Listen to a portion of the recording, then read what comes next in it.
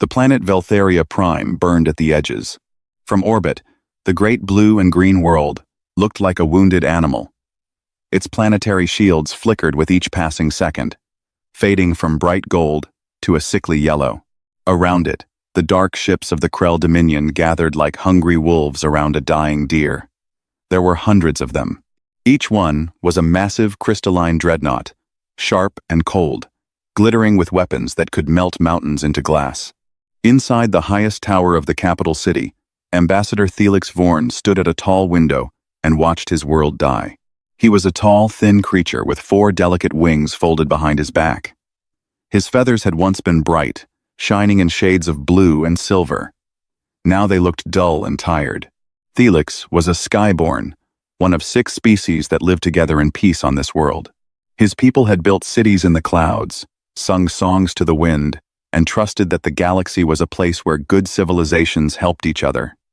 He had believed this his whole life. He did not believe it anymore. 3 billion souls were trapped on Veltharia Prime.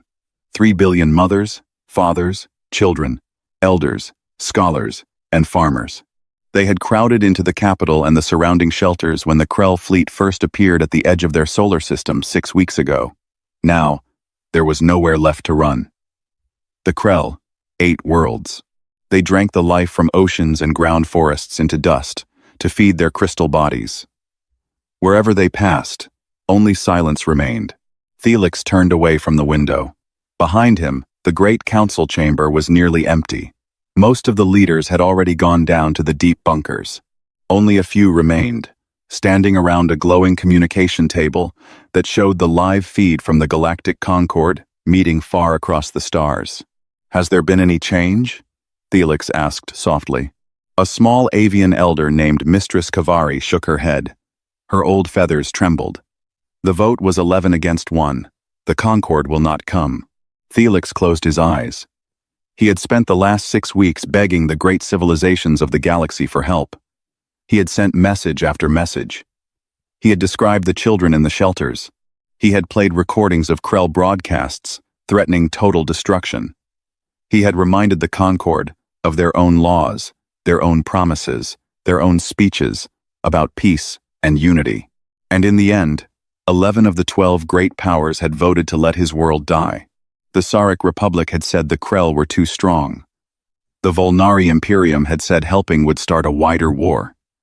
The Quilkai Federation had said it was sad, but not their problem.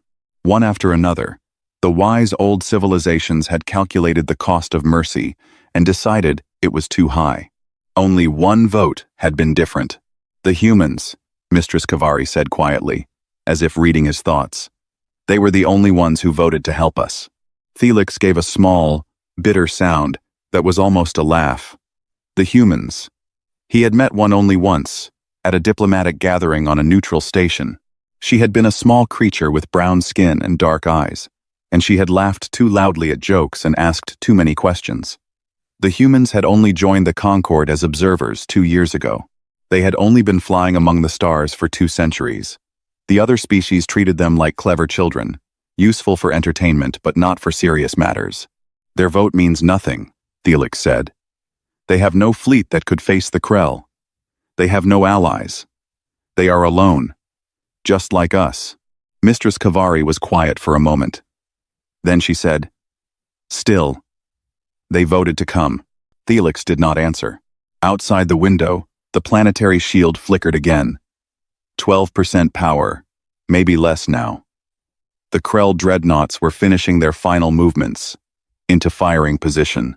In a few hours, perhaps less, the bombardment would begin. The shields would fail, the cities would burn, and then the Krell would land their harvesting machines and begin to drink the world dry. Felix walked slowly to the communication table. His 4 wings hung heavy on his back. He activated the broadcast system, and his image appeared on every screen, every public display, every personal device across the dying planet. He did not know what to say at first. He had prepared a speech, a careful one, full of brave words about courage and memory. But when he opened his beak, the careful words felt like ashes. "My people," he said simply. "I am sorry." He paused. He could feel 3 billion souls listening. I went to the great civilizations of the stars. I asked them to come. I told them about you.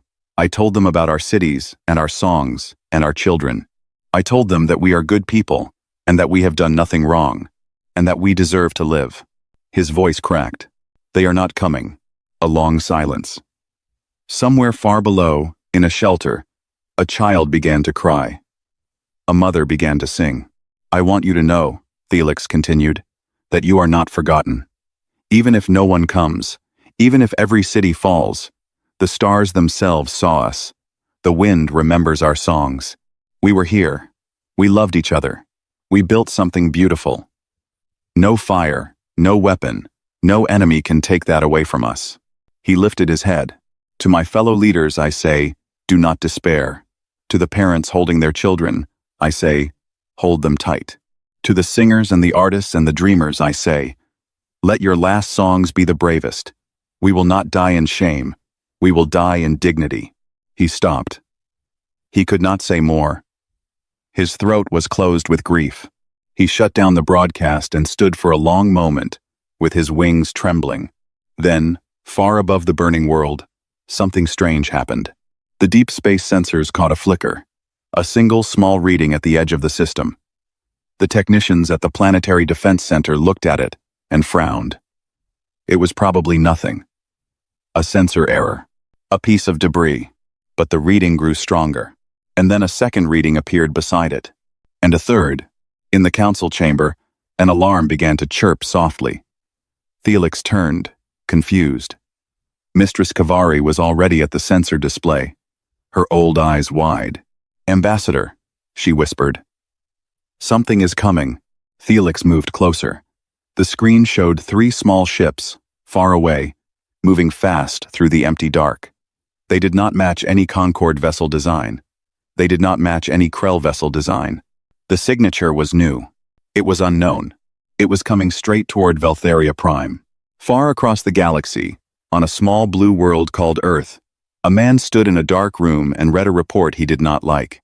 His name was Ezra Kowalski. He was a fleet admiral of the Earth Navy, and he had served his world for 43 years. His face was lined and tired. His hair was gray. His eyes had been replaced long ago with cybernetic ones, after a battle accident, and they glowed a soft, pale blue in the darkness. He was old, and he was angry, and he had been angry for most of the last 6 weeks. The report on his desk was short. It said that the Galactic Concorde had voted not to help Veltheria Prime. It said that 3 billion people were going to die. It said that the great civilizations of the galaxy had calculated that mercy was too expensive. Kowalski set the report down. He stood for a long moment at the tall window of his office, looking out at the city of Geneva spread below. The lights of millions of homes glowed in the evening darkness. Children were eating dinner. Parents were telling stories. Old people were watching the stars and remembering their lives. He thought about all the times in human history when no one had come. He thought about the cities that had burned while the world watched. He thought about the camps and the killing fields and the long lines of refugees that no one wanted. He thought about every cry for help that had been ignored because helping was too hard, too costly, too risky.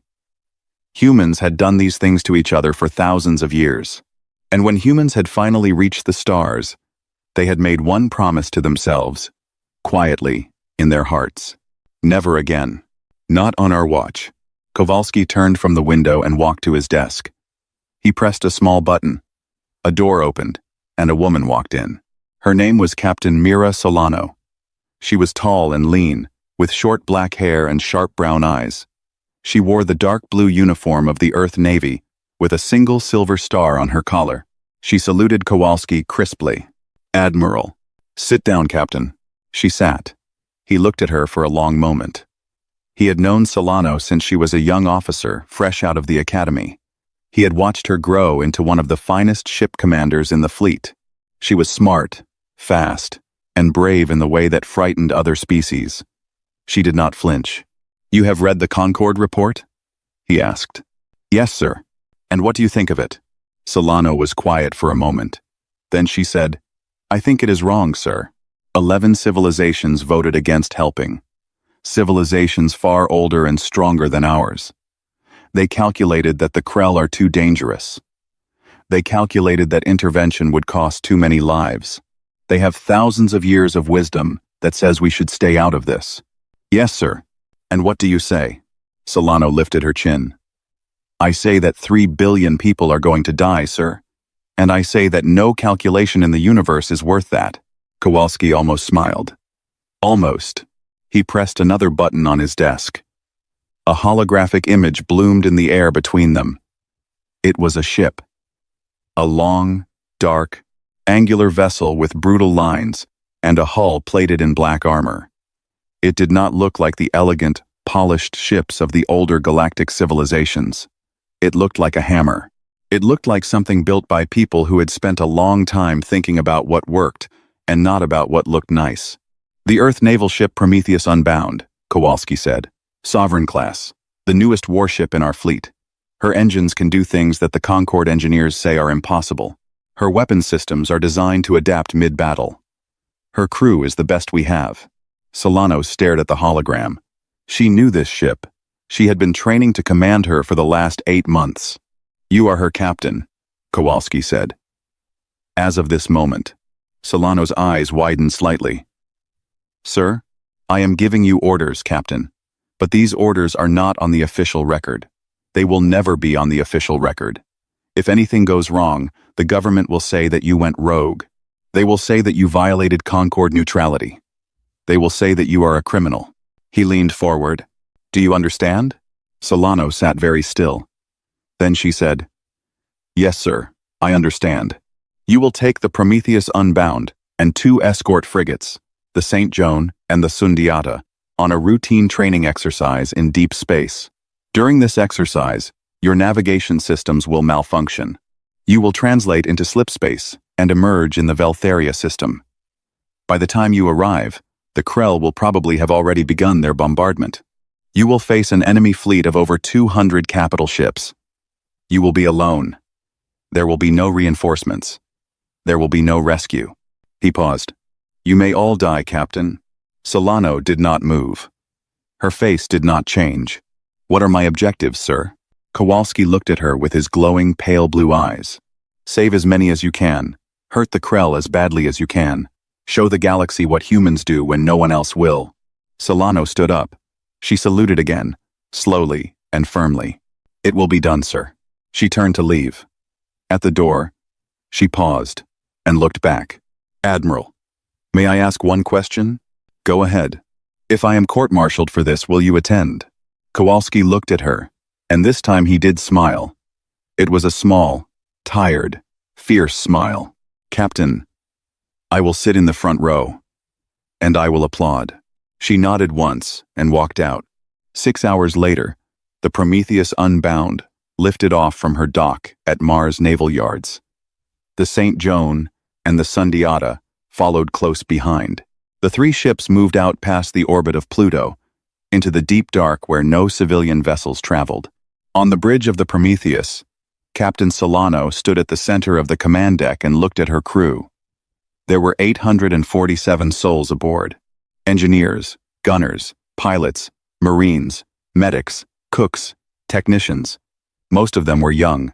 Many of them had families. She activated the ship-wide communication system. This is the captain. We are going to a place called Veltheria Prime.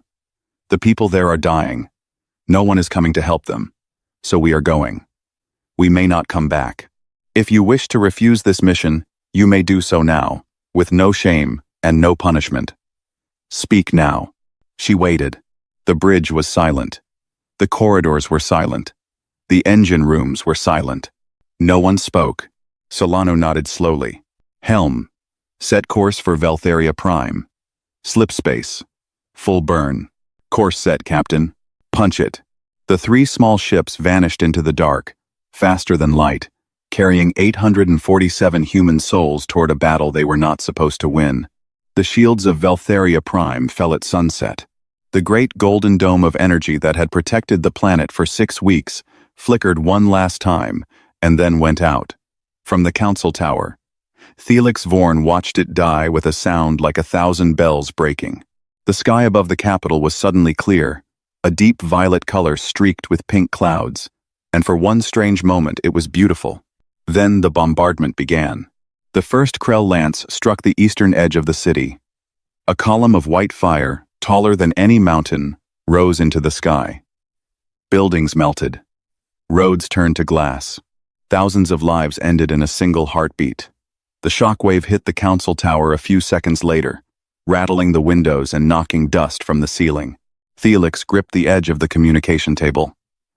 Mistress Kavari was already moving toward the stairs that led down to the deep bunkers. "Ambassador, we must go. Now." Felix did not move.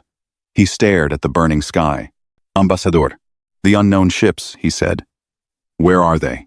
A young technician at the sensor station looked up with wide eyes. "They are still coming, Master. Very fast. They will reach the system in minutes." 3 ships, Felix said softly. "Against 200. "Yes, Master." Felix watched another lance strike the city. This one hit the great library, the place where his people had stored 10,000 years of poetry and music and history. The building burst apart in a flash of light. He felt something in his chest crack and break. "Take me to the bunker," he said. "But keep the sensors active. I want to see what comes." Mistress Kavari took his arm gently and led him toward the stairs. Far above the burning planet, in the cold black emptiness at the edge of the system, space itself tore open. The slipspace rupture was enormous. Krell sensor officers stared at their screens in confusion. They had never seen a slipspace exit signature so large, so violent, so loud. Whatever was coming through was either very big or very angry, or both. A ship emerged from the rupture. It was a single vessel, dark, angular, brutal in shape. Its hull was scarred and patched. It bore strange markings, in a script no Krell scholar recognized. Behind it came 2 smaller ships, escorts, equally dark and equally serious-looking. 3 ships. That was all. On the bridge of the Krell flagship Devourer of Worlds, Overlord Keseth Vrax studied the new arrivals with mild interest. He was a great crystalline being, 8 meters tall, his body humming with the cold light of his species. He had eaten the life from 12 worlds in his long career. He had crushed fleets 10 times the size of these 3 small ships. "Identify the intruders," he said. A subordinate hummed back. "Unknown configuration, my overlord. The vessels do not match any known Concord design. Cross-referencing. A possible match. The species call themselves humans. Earthborn. Recent arrivals to the galactic stage. Threat assessment. Minimal." Keseth Vrax made a sound that, in his species, was laughter. Then a voice came over every Krell communication channel. It was a woman's voice, calm and clear, speaking in perfect Krell. The voice did not shout. It did not threaten. It simply spoke. "This is the human warship Prometheus Unbound. You are committing genocide in violation of every law worth keeping. Withdraw from this system, or be destroyed. You have 90 seconds. The Krell bridge was silent for a moment. Then Keseth Vrax laughed again, louder this time. Around him, his officers joined in the laughter, their crystal bodies chiming with mirth. 90 seconds? Keseth Vrax said. 90 seconds? For 200 ships to flee from 3? He turned to his weapons officer. Destroy them. Make it quick. We have a world to harvest. The Krell fleet moved. 200 dreadnoughts turned their massive guns toward the small human formation. Crystalline lances charged with deadly energy. The Devourer of Worlds itself prepared its main weapon, a beam that could split moons. And then the humans did something strange. The Prometheus Unbound did not run. It did not try to retreat into slipspace. It did not even raise its main shields to full power. Instead, the ship dove forward, accelerating directly toward the Krell formation at full burn. The 2 escort frigates split off, peeling away to the left and right in wide arcs. On the bridge of the Prometheus, Captain Mira Solano stood with her hands behind her back, watching the tactical display. "Helm, hold course. Take us right between the 3rd and 4th dreadnought columns." "Aye, Captain." "Tactical. Launch the swarm." "Aye, Captain." Swarm launching. From the belly of the Prometheus, Hundreds of small drones poured out into space. They were no bigger than a person, but each one was packed with weapons and intelligence. They spread out in a wide cloud, learning, adapting, watching. They had been programmed to study the enemy in real time and change their tactics every few seconds. Human engineers had spent the entire slipspace journey loading them with every scrap of captured Krell sensor data they could find. The drones found weak spots in the Krell armor that no Concorde weapon had ever found. The first Krell dreadnought died in less than a minute. A swarm of 40 drones found a small gap near its main reactor, slipped inside, and detonated. The crystalline ship cracked from the inside out, splitting into glittering pieces. On the Devourer's bridge, the laughter stopped. "What was that?" Kesseth Vrax demanded. "What did they do?" Before anyone could answer, the second dreadnought died. Then the third. The drones moved like a school of small fish, learning faster than the Krell could react. Every time the Krell adjusted their shields, the drones changed their attack pattern. Every time the Krell fired their lances, the drones scattered and reformed somewhere else. The Prometheus Unbound itself dove deep into the heart of the Krell formation. Its guns spoke in voices the Krell did not understand. Its main cannons fired rounds that should not have worked against crystalline armor, but somehow did. Human engineers, during the long slipspace journey, had been quietly modifying every weapon on the ship, tuning each shell and each beam to crack the specific frequencies of Krell crystal. The St. Joan and the Sundiata, the two small escorts, did something else. They flew low over the planet itself, drawing fire away from the surface, and began coordinating evacuation routes. Human voices broadcast on Confederacy frequencies, calm and steady, telling refugee transports where to go, when to launch, how to stay alive. In the deep bunker beneath the burning capital, Felix Vorn sat before a small screen and watched it all. He did not understand what he was seeing. The humans were winning. Not easily. The Prometheus was already taking damage. One of its escort frigates was streaming atmosphere from a hull breach. But the Krell were dying faster than the humans were. 3 dreadnoughts had become 5. 5 had become 8. 8 had become 12. Mistress Kavari placed a trembling hand on Felix's shoulder. "Ambassador," she whispered. "They came." Felix could not speak. His 4 wings shook on his back. He had said his goodbyes. He had told 3 billion souls to die with dignity. He had not believed in mercy anymore. And now thunder rolled through the void above his world, and small dark ships fought a great cold empire on his behalf. And somehow, impossibly, his people were not dying after all. He bowed his head and wept. The battle above Veltheria Prime lasted 3 hours and 17 minutes. Across the galaxy, in quiet observation rooms and secret war colleges, the great civilizations of the Concorde watched the long-range telemetry with growing disbelief. Senior strategists who had studied warfare for centuries leaned forward in their seats and whispered to each other in low, troubled voices. None of them had ever seen anything like it. The humans were not following the rules.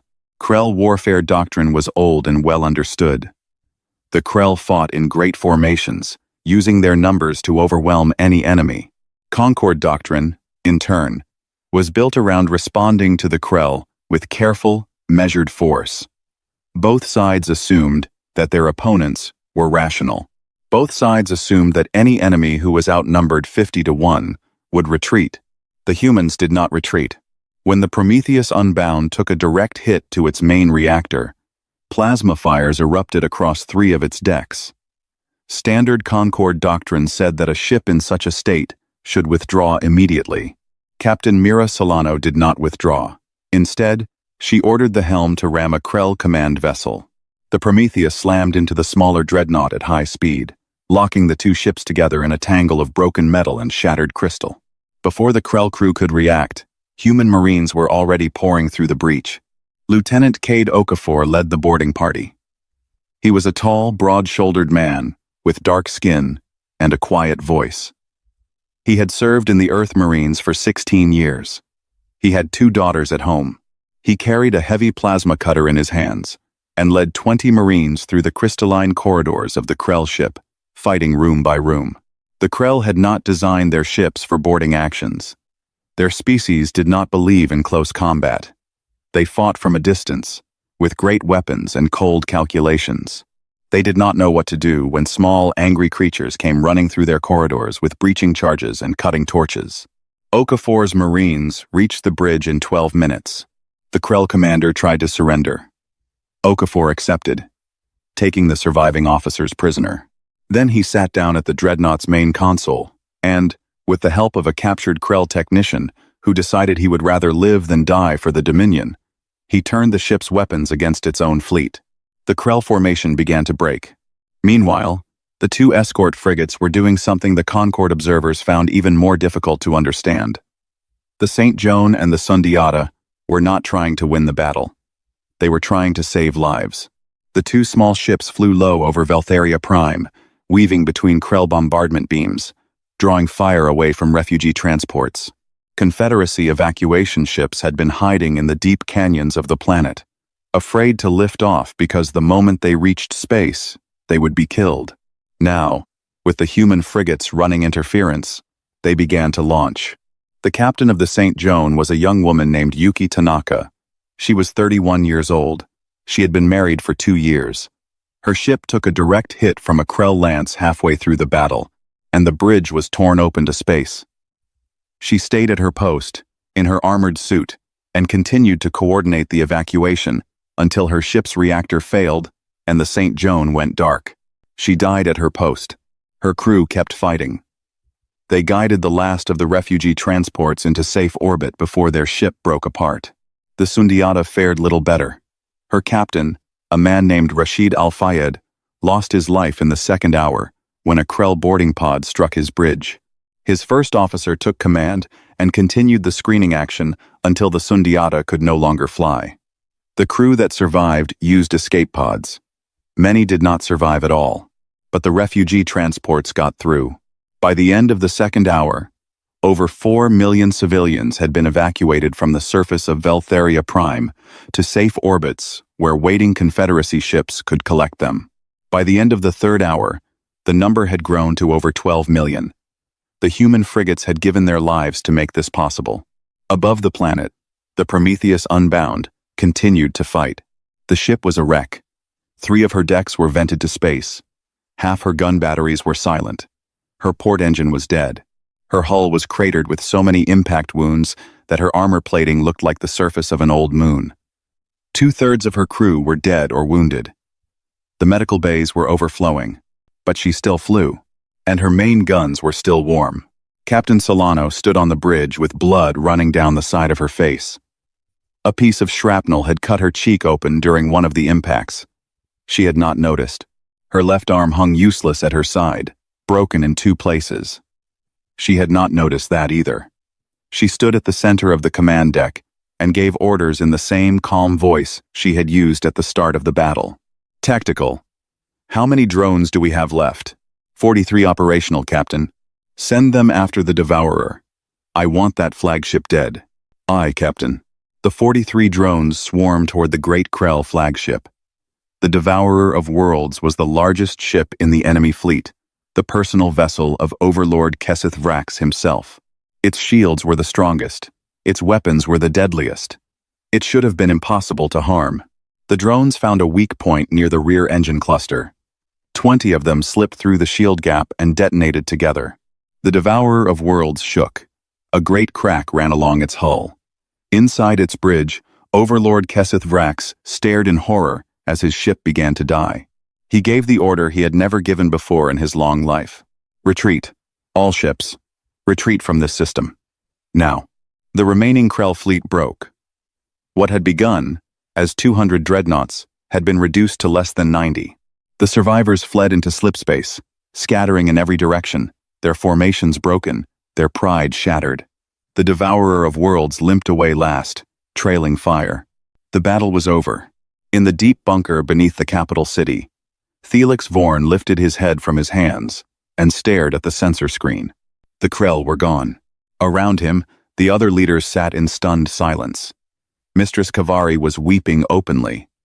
Outside the bunker, the city was burning, but it was not destroyed. Most of the planet was still alive.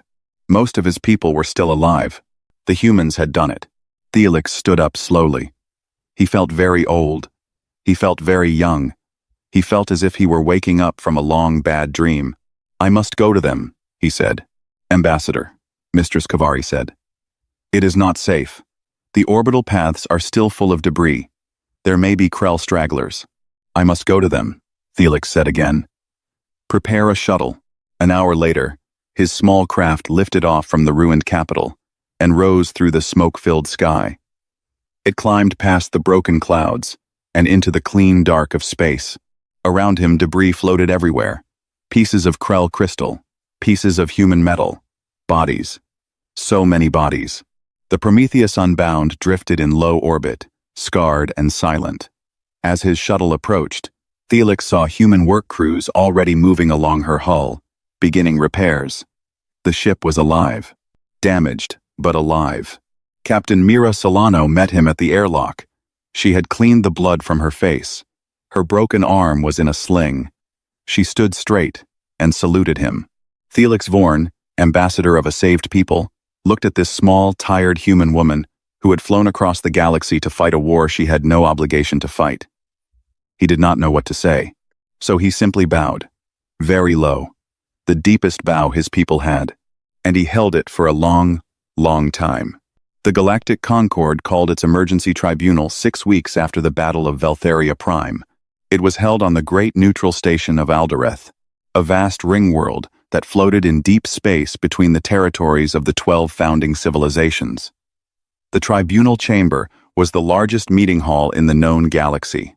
Its ceiling was a dome of clear crystal, and above it the stars shone cold and bright. 12 great seats stood in a circle around a central floor. Each seat belonged to one of the founding species of the Concord. Humanity was not given a seat. Humanity was given a small podium in the center of the floor, where the accused stood.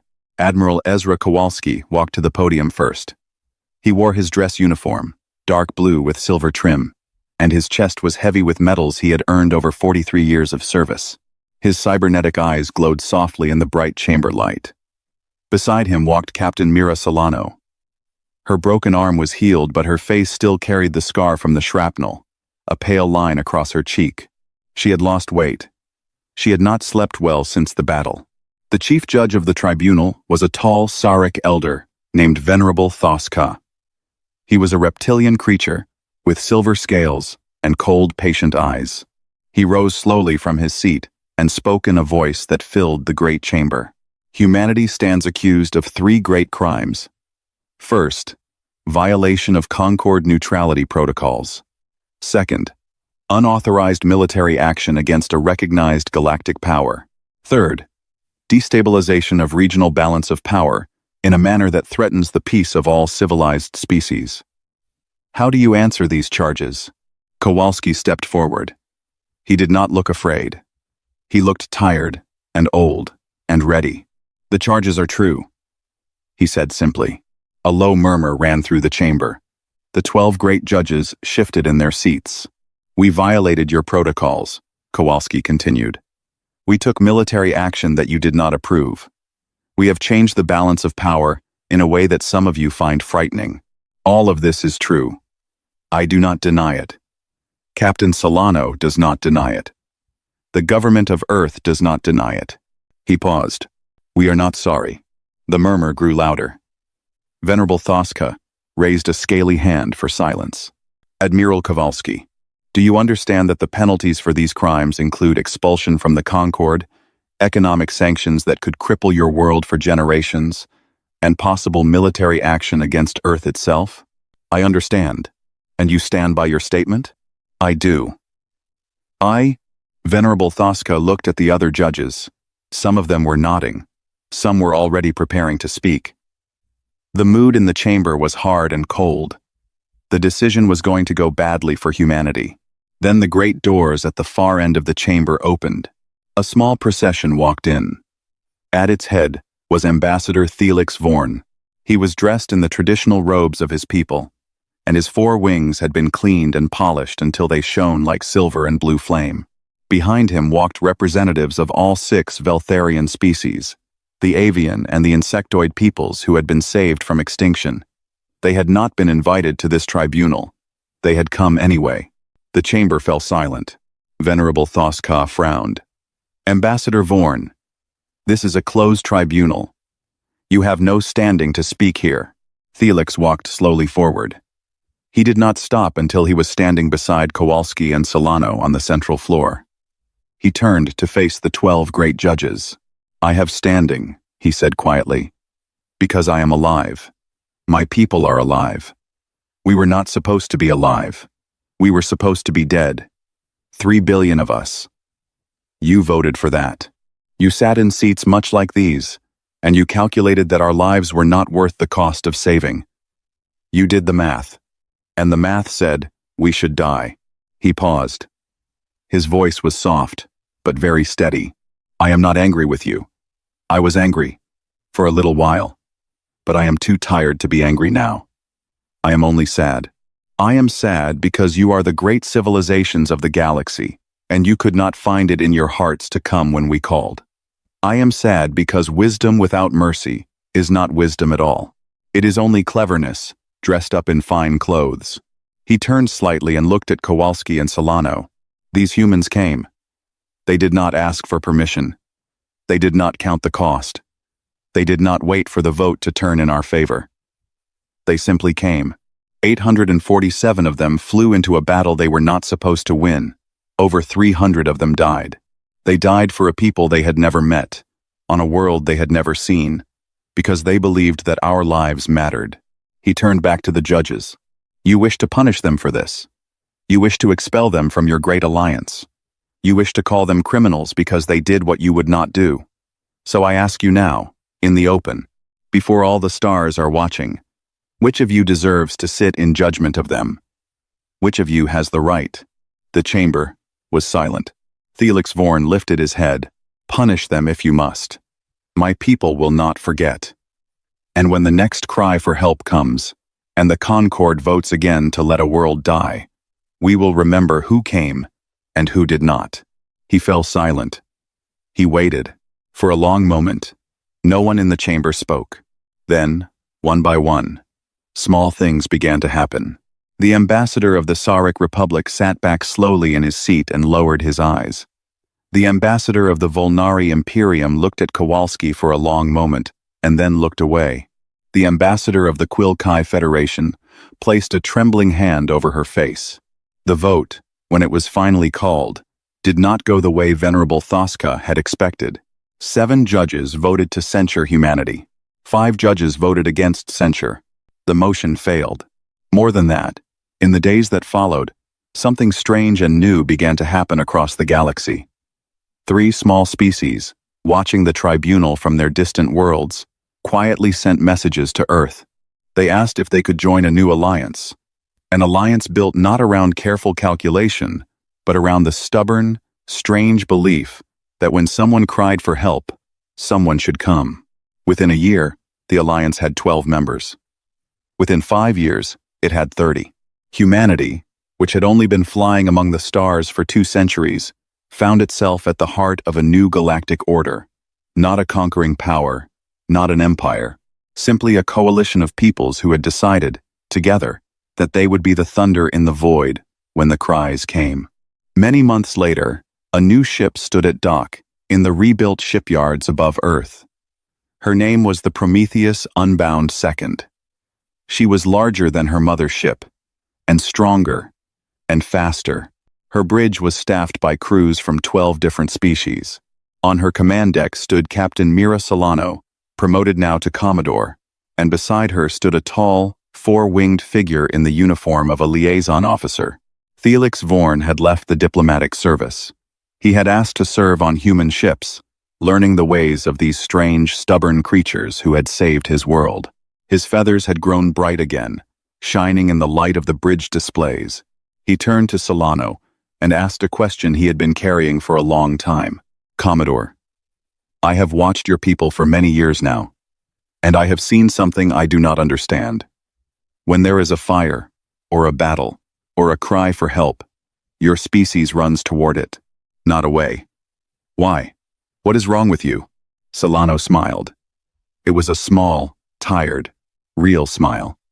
She looked out at the stars beyond the viewport, at the great dark void that held so many worlds and so many cries waiting to be heard. "Felix," she said. "Someone has to." The Prometheus unbound, second, lit her engines, and turned her nose toward the deep dark. Behind her, a fleet of mixed-species vessels followed in formation.